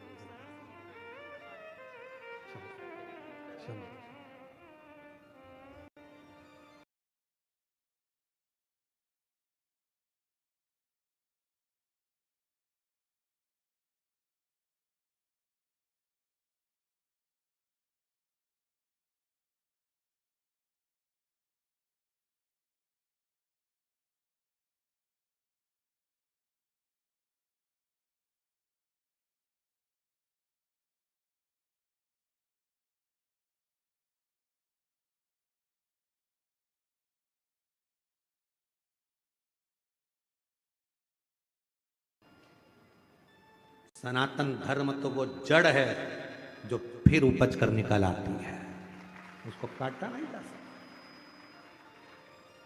फिर उपज कर निकल आती है, उपज कर, उसको काट नहीं सकते। और हृदय से, दिल से भगवत भजन करो, यहां वहां मत जाओ।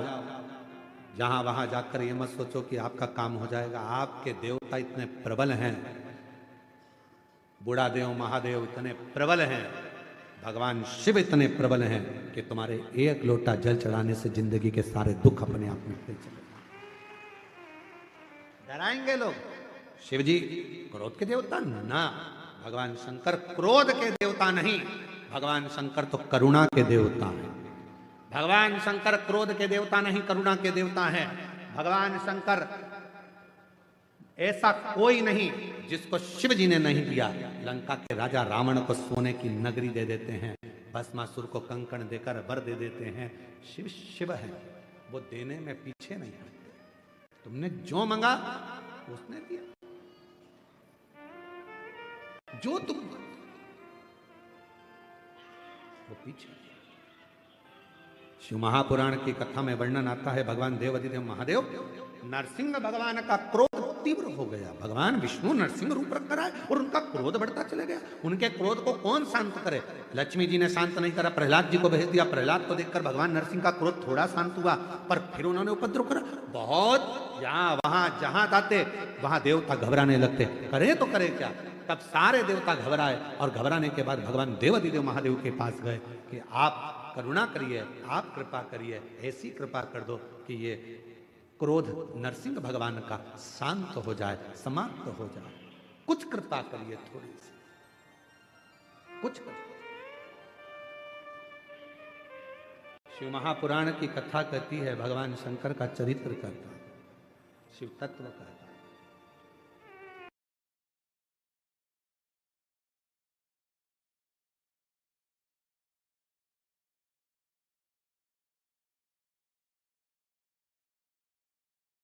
लोटा जल चढ़ाना प्रारंभ कर देते हैं तो हमारे भीतर के जो विकार हैं, हमारे भीतर का जो क्रोध है, अपशब्द हैं, ताने हैं, गालियां हैं, हमारे भीतर के जो विकार हैं वो धीरे धीरे समाप्त होने लगते हैं अपने आप।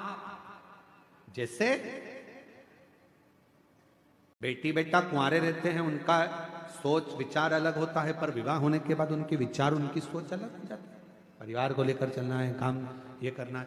आज हमारे यजमान श्री जितेंद्र जायसवाल जी और श्रीमती राजकुमारी जी जायसवाल जी की भी 25वीं शादी की सालगिरह है। उनको एक बार सब मिलकर बधाई देते हैं, दोनों हाथों से जोरदार ताली बजाकर उनको साधुवाद और बहुत बहुत बधाई। जिनकी आज 25वीं आज शादी की सालगिरह की हम बहुत बहुत बधाई देते हैं जितेंद्र जी और श्रीमती आपकी श्रीमती राजकुमारी जी को भी बहुत बहुत साधुवाद है। शिव कृपा बनी रहे। शिव शिव है भगवान ओखड़ शंभु। तो मेरा भोले बाबा तो बिना सोचे देता है, बिना विचार किए देता है, बिना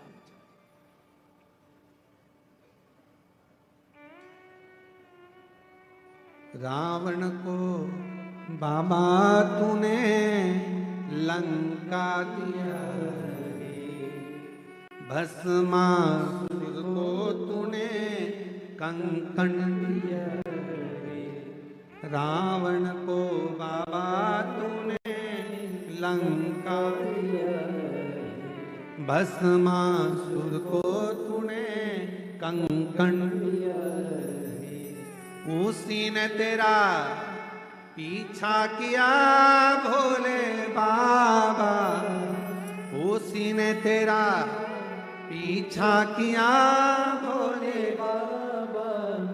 मतवाले रखवाले, मतवाले रखवाले, बमा बम भोले शंकर, गले में नाग भयंकर। बमा बम भोले शंकर, गले में नाग भयंकर। ओ बमा बम भोले शंकर, गले में नाग भयंकर।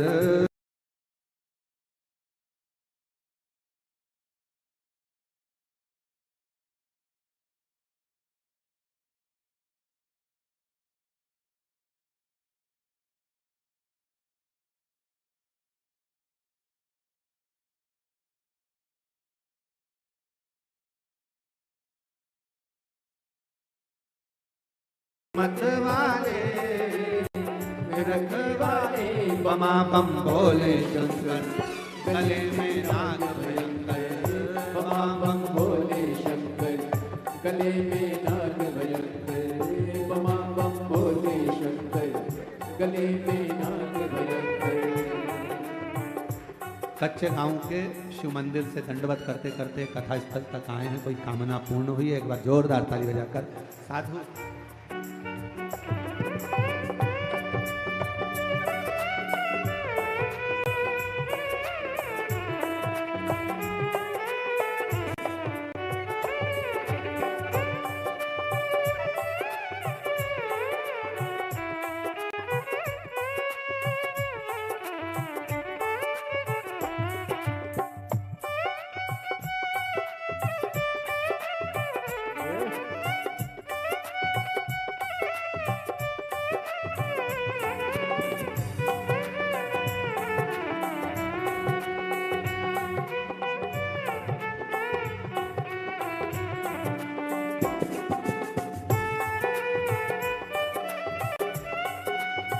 बड़े भाव से दोनों हाथों से ताली से बजाते हैं।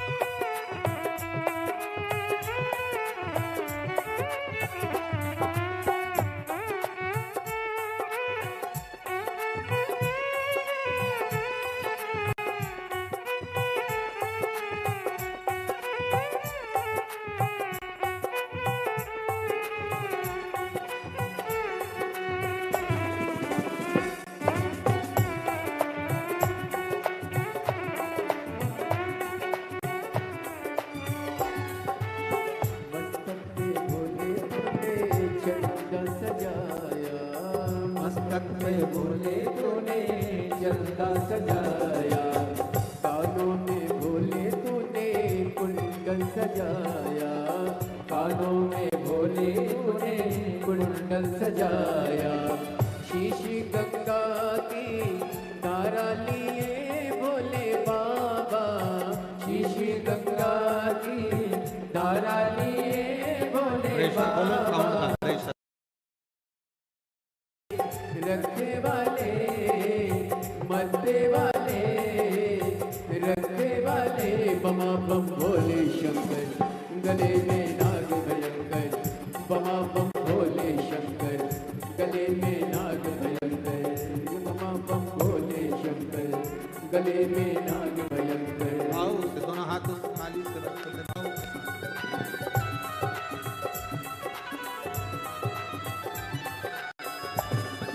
शंभो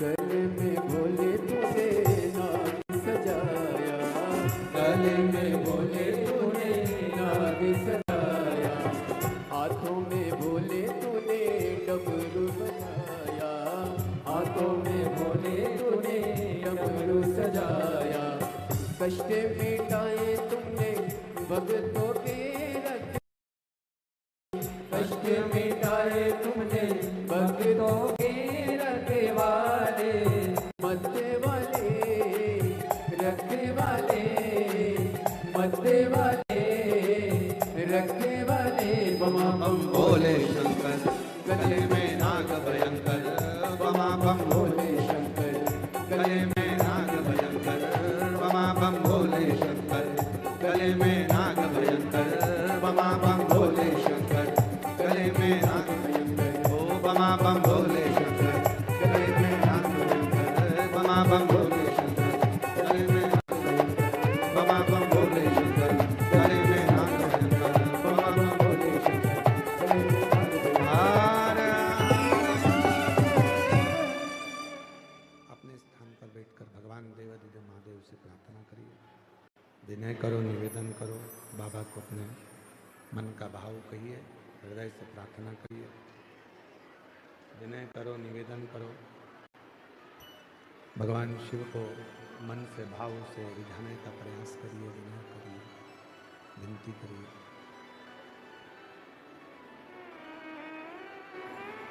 जहाँ जगह मिले वहाँ बैठकर बाबा को अपने मन की भाव कहिए और प्रार्थना करो, विनय करिए। आज कथा का समापन दिवस है, विराम दिवस है। जहाँ भी जगह मिले वहाँ बैठकर बाबा को अपने मन का भाव हृदय से प्रार्थना करो, विनय करो, निवेदन करो, विनती करो। सभी लोग साथ में बोलें, बाबा से विनय करें, निवेदन करें, प्रार्थना करें।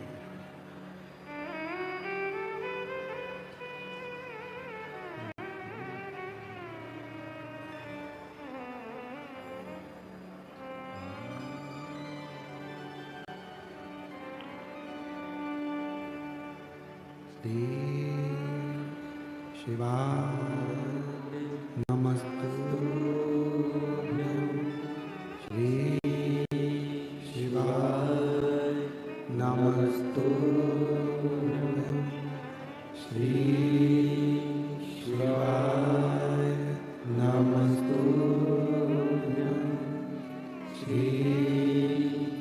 शिवाय नमस्तुभ्यं श्री शिवाय नमस्तुभ्यं भोला सब दुख काटो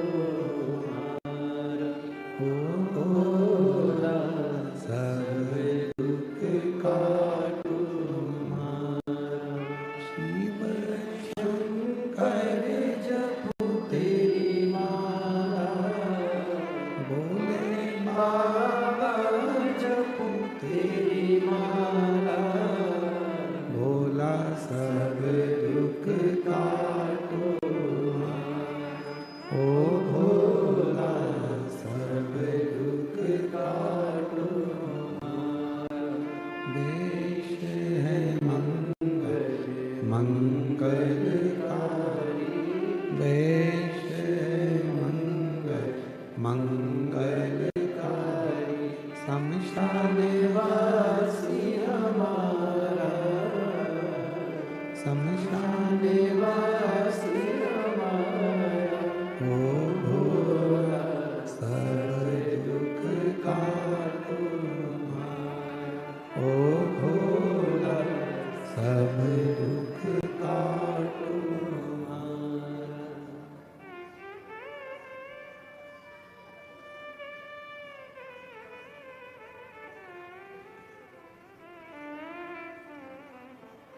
बाबा देवादिदेव महादेव भगवान शिव ओगड़दानी त्रिकालदर्शी कैलाशी विनाशी भगवान शंकर की पवित्र कथा कर रही है।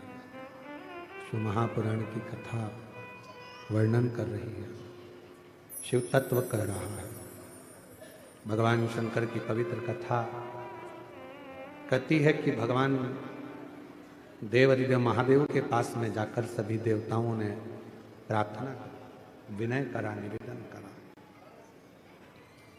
इस क्रोध को, नरसिंह भगवान का जो क्रोध है, नरसिंह भगवान का जो गुस्सा है, क्रोध है, भगवान नरसिंह का जो क्रोध है उसको शांत किया है। शंकर भगवान कहते हैं कि यदि क्रोध नरसिंह भगवान को आ रहा है तो उसकी शांति मैं अकेला नहीं करूंगा, तुम सब मेरे साथ में मिलो और क्रोध शांत।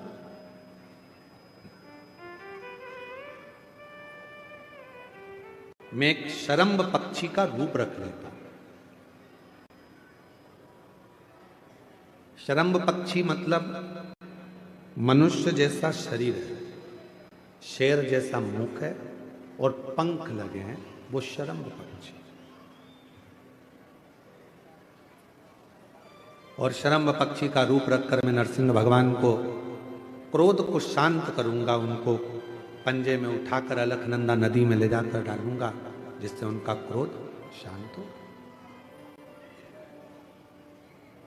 शरम्भ पक्षी का रूप रखकर भगवान नरसिंह भगवान के पास में पहुंचे और नरसिंह भगवान के पास पहुंचकर उन्होंने नरसिंह भगवान को अपने पंजे में लिया और अलकनंदा नदी में ले जाकर छोड़ा। कभी बद्रिकाश्रम आप लोग जाएंगे दर्शन करने के लिए, तो जब अलकनंदा नदी के पुल पर चढ़ेंगे तो ताप्त कुंड के ठीक नीचे की ओर एक नरसिंह शिला है। उसका दर्शन मात्र कर लेने से व्यक्ति के जीवन में क्रोध की शांति, क्रोध। शरम्भ भगवान शिव जी का जो ये नाम है शरम्भेश्वर महादेव, ये कोई साधारण सा नाम नहीं। भगवान शंकर का ये जो नाम है ये क्रोध को शांत करता है। इसलिए जब जब अगर अपने भीतर अगर कहीं क्रोध उत्पन्न हो रहा है या अपने को लगता है कि अपन बहुत गुस्सा कर रहे हैं, एक बेलपत्र को अपने हाथ में रखकर शंभेश्वर महादेव का नाम लेकर अपने घर में जो शंकर का शिवलिंग है उसको यदि समर्पित कर देते हैं तो हमारा क्रोध उसी क्षण समाप्त हो जाता है, शांत हो जाता है। शंभेश्वर, ये क्रोध की शांति के लिए शंभेश्वर बाबा। शिव कथा कहती है आगे चंचुला देवी के पति बिंदुक को प्रेत योनि से मुक्त करने के लिए जो कथा चल रही है उसमें भगवान देवादिदेव महादेव की साक्षी में तुमरुका जी 12 ज्योतिर्लिंग का स्मरण कराते हैं। 12 ज्योतिर्लिंग, प्रथम सोमनाथ जी का वर्णन किया। दक्ष प्रजापति ने चंद्रदेव को काया का रोग लगने का श्राप दिया और भगवान देवादिदेव महादेव की आराधना चंद्रदेव ने करी तो काया के रोग से मुक्त हुए। कोई चर्म रोग, शरीर में कितना बड़ा भी अगर रोग लग जाता है, अगर आप शंकर की मंदिर में जाना चालू कर देते हैं, शिव पुराण कथा सुनना प्रारंभ कर देते हैं, शंकर की भक्ति करना प्रारंभ कर देते हैं, तो चर्म रोग धीरे धीरे समाप्त होता है। डॉक्टर को भी दिखाते रहो, दवाई भी लेते रहो, औषधि भी लेते रहो, जांचें भी कराते रहो, साथ में शिव की आराधना करते रहो। अगला वर्णन आया है श्री मल्लिकार्जुन का। षडानंद कार्तिकेय बाबा रुष्ट होकर चले जाते हैं, जिनको मनाने के लिए शिव पार्वती श्री शैलम पर जाते हैं और मल्लिकार्जुन के रूप में विराजमान। आगे वर्णन आया है दूषण नाम के राक्षस का संहार करने के लिए बाबा भोलेनाथ काल अधिपति महाकाल बनकर विराजमान होते हैं और भगवान शिव का नाम महाकालेश्वर हो जाता, जिन्होंने दूषण नाम के राक्षस का संहार किया। फिर वर्णन आता है विंध्य नामक पर्वत ने तप कर कर भगवान शिव जी से वर मांगा और वहां भगवान ओमकार के रूप में विराजमान हुए। अगला वर्णन है नर नारायण ने तप कर कर भगवान शिव जी को विराजमान करा, शिव जी केदारेश्वर के रूप में विराजमान हुए। कुंभकर्ण का बेटा भीम, जिसने सारे देवालय शिवालय तोड़वाना प्रारंभ करे, तो भगवान शंकर ने भीम का संहार करा और शिव जी का नाम भीमा शंकर हुआ। आगे वर्णन आता है मनु शत्रुपा ने शिव जी का स्मरण कर कर भगवान भोलेनाथ को काशी में विराजमान करा और भगवान विश्वनाथ जी के रूप में विराजित होते। अगला वर्णन है त्र्यंबक बाबा का। गौतम बाबा पर गौ हत्या का दोष लगता है।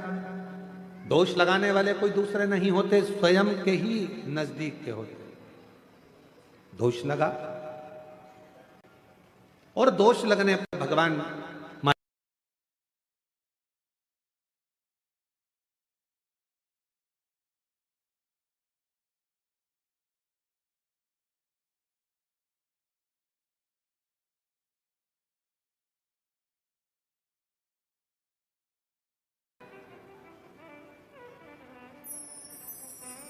ग्वाले के हाथ में शिवलिंग दिया, ग्वाले ने भूमि पर रख दिया और भगवान वैद्यनाथ जी के रूप में विराजमान हो गए।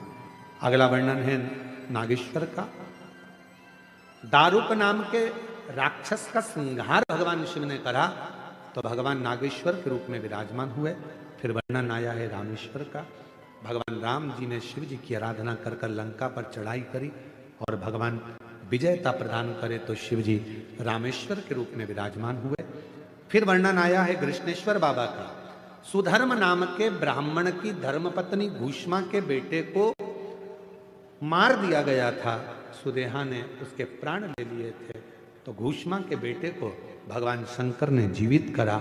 शिवजी का नाम कृष्णेश्वर महादेव है। ऐसे 12 ज्योतिर्लिंग का जैसे ही कथा बिंदुक ने सुनी और बिंदुक प्रेत योनि से मुक्त हो गया, देव योनि को प्राप्त हुआ।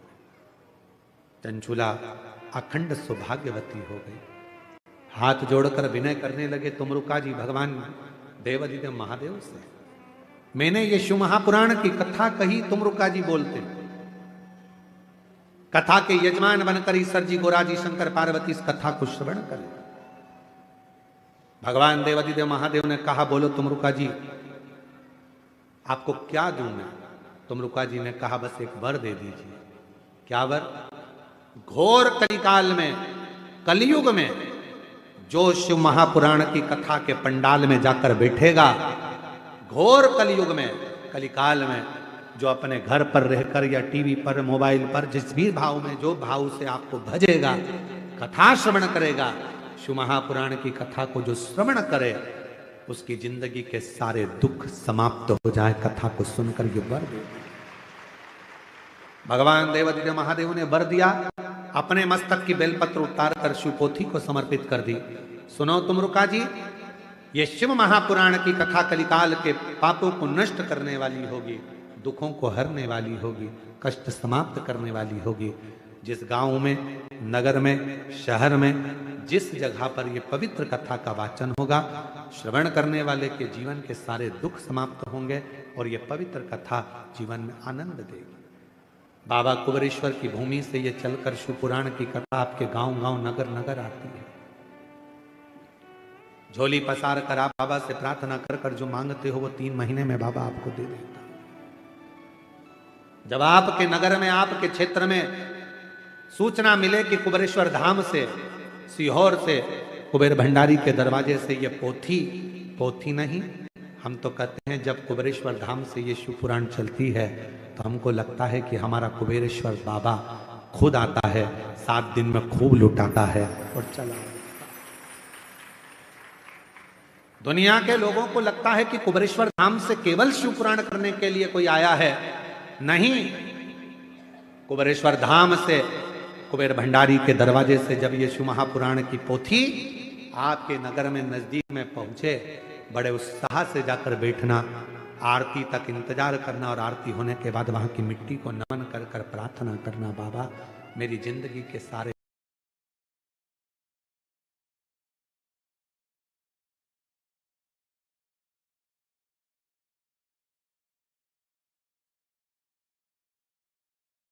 आप जो कथा का तत्व ग्रहण करने आए हो, मेरा भोले बाबा आपकी झोली खुशियों से जरूर भरेगा। जो आपने बाबा से प्रार्थना करी हो सुन। 1 लोटा जल, सारी समस्या का हल। अवश्य मंदिर जाओ, श्रवण करो, अपने सनातन धर्म को मत छोड़ो, मजबूती से सामना करो, देव आदिदेव महादेव का स्मरण करें। जो आदिवासी वनवासी क्षेत्र के लोग हैं उनसे कहेंगे अपना देव बूढ़ा देव को कभी मत छोड़ो, बूढ़ा देव की सेवा करते रहो। वो शंकर का ही स्वरूप है, शिव का प्रतिबिंब है। बूढ़ा देव और महादेव कोई अलग नहीं, एक ही स्वरूप है। उनकी आराधना, साधना जीवन में सुख देते हैं।